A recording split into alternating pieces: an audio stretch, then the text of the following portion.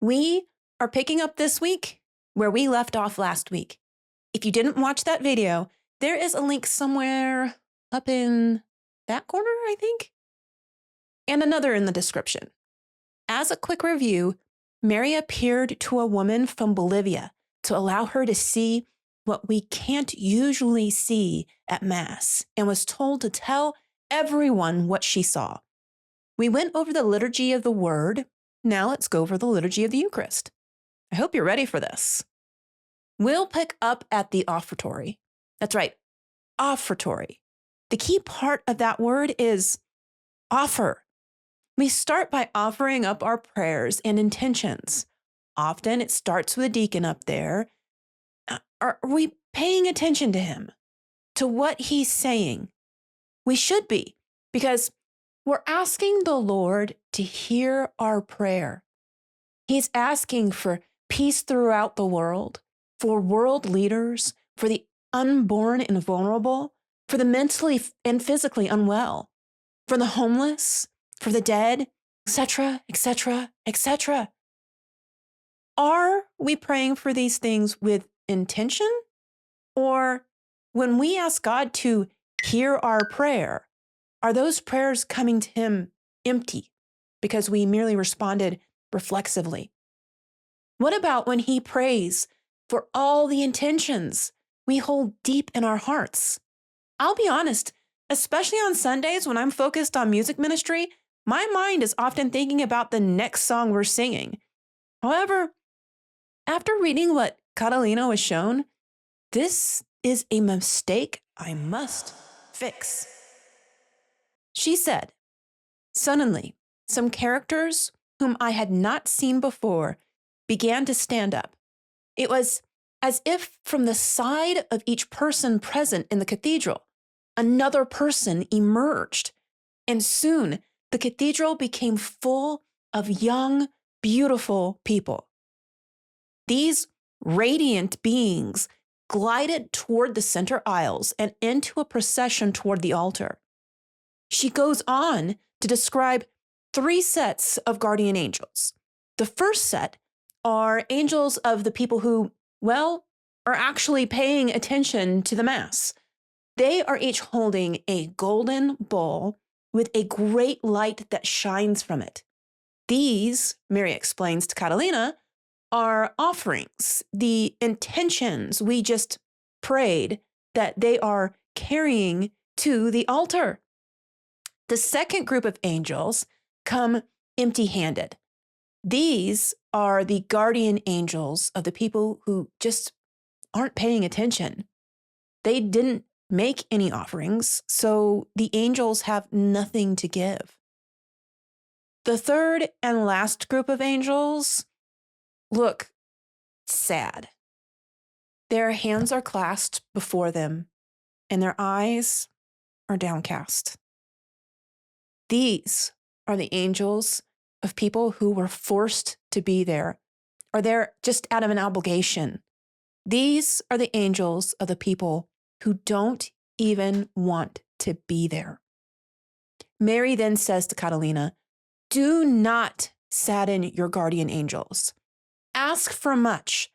Ask for the conversion of sinners, for peace in the world, for your families, your neighbors, for those who ask for your prayers.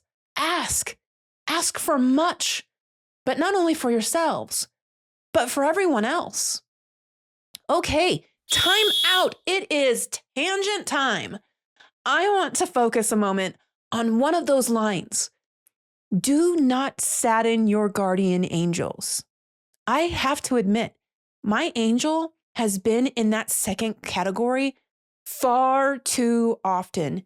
And if I'm being perfectly honest, the third category when I was younger as well.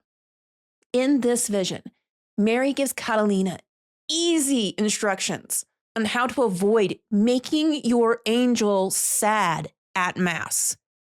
You just ask God for whatever. In fact, the more you ask, the better.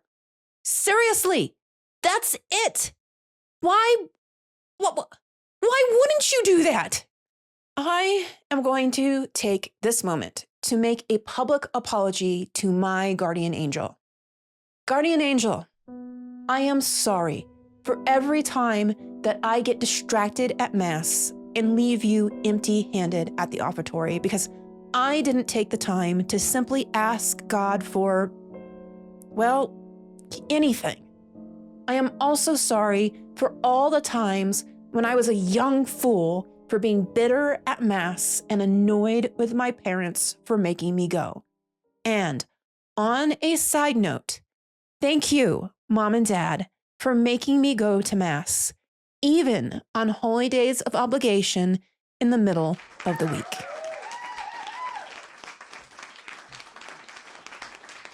We'll fast forward a little and just imagine for a moment that when the priest says something along the lines of, "With the angels and all the saints, we declare your glory," as with one voice we acclaim, and then we all say or sing, "Holy, holy, holy Lord." Just imagine here that this is actually what is happening, that the saints, angels, our relatives who have already entered into heaven, even those souls in purgatory, imagine that they all come together to join in that song. Did you imagine it? Okay, good, because that is exactly what is happening. Oh, and look, there's Mary too. As we kneel, Jesus takes over.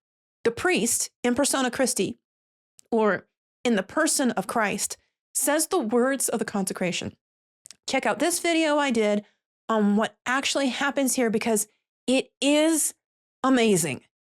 Christ utters the words, "This is my body, and this is the chalice of my blood." And it is so. I cannot emphasize that enough. It is so. Later, we take Christ into ourselves. What next? Do we go back to our pews and wonder where we'll go for breakfast? Maybe we contemplate how to deal with that annoying neighbor. Maybe we sneak off to the bathroom to check our phone. Or do we go back, kneel, and pray? Give Jesus the thanks for this amazing gift of the Mass and of the Eucharist that he established for us. Do we then take him out into the world just to run our lives with the low expectations of society? Or do we step it up and show that we are Christian by the way we love? There is a video out there I'm sure many of you have seen. It's not my video, so I can't take credit for it, but it's called "The Veil Removed." It is based on the testimony of Catalina Rivas, which we just scratched the surface of in this video and in the last. I'm going to link to it in the description and in the end screen. I want you to go watch it. It's short. I have a challenge for you. When you watch it, don't cry. I've watched it 4 times and I've failed at this challenge every time. So go for it. It's amazing. Don't forget, go to Mass.